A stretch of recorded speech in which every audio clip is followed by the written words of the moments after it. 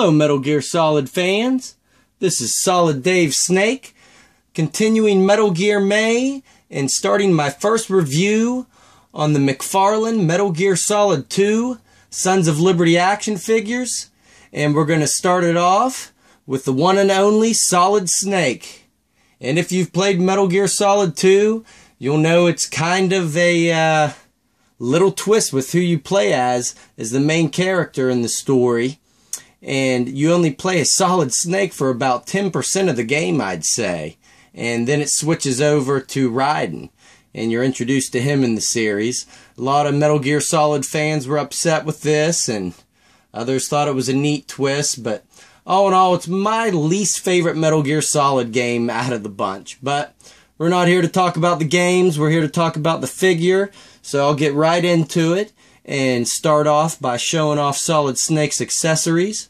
He doesn't come with as many as his previous figure in that first line for the original Metal Gear Solid, but the two he comes with are nice. Comes with his handgun from the game.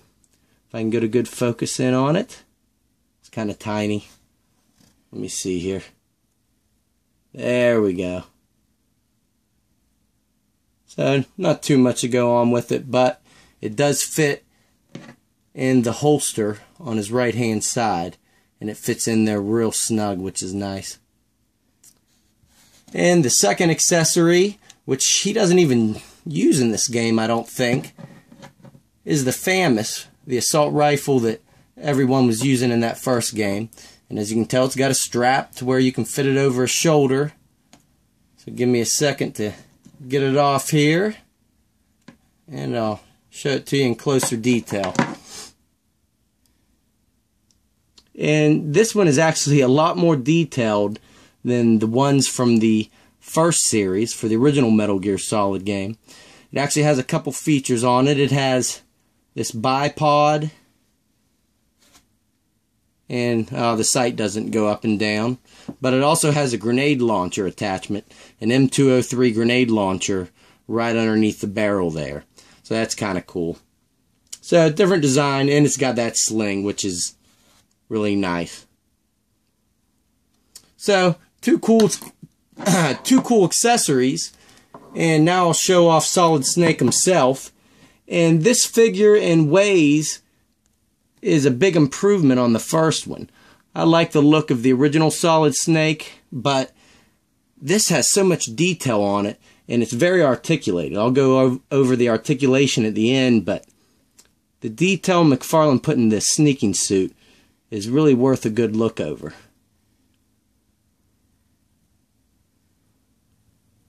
Better detail on the face. This game was for PlayStation 2, so there was a lot more detail in the faces of the characters, so there was a lot more source material to base these figures off of.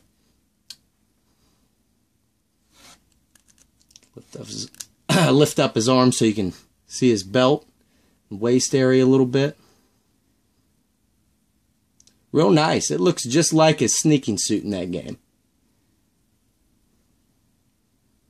Even down to the boots. So I love this version of Solid Snake. It's a great one. And he is very articulated. He has a cut at the head that will rotate around. And he has cuts at both shoulders. And cuts right here at the bicep as well. And then a single hinge at both elbows. And he will spin at the wrist. He has a cut there. And one really nice thing about this figure is he has an ab crunch, which gets a pretty good amount of movement. We'll go pretty far back, as you can tell, and go a good ways forward. And those clips on his chest are real flexible. They're made out of a pliable plastic, so they don't really get in the way. And he also has a cut at the waist, so you can get him to rotate there. And he has a ball joint and hinge at the crotch area, so that's nice. He has a cut right here on his thigh, and a single hinged knee on both legs, and a really nice ankle hinge. So a lot better articulation than his figure from that first Metal Gear Solid. And just a great Solid Snake figure to have. I really miss these McFarlane Metal Gear Solid action figures. I really wish they would have continued with the third game, but this is the last game that they did figures for. But thank you everybody for watching, and stay tuned because I will have Riding up next. So catch you then.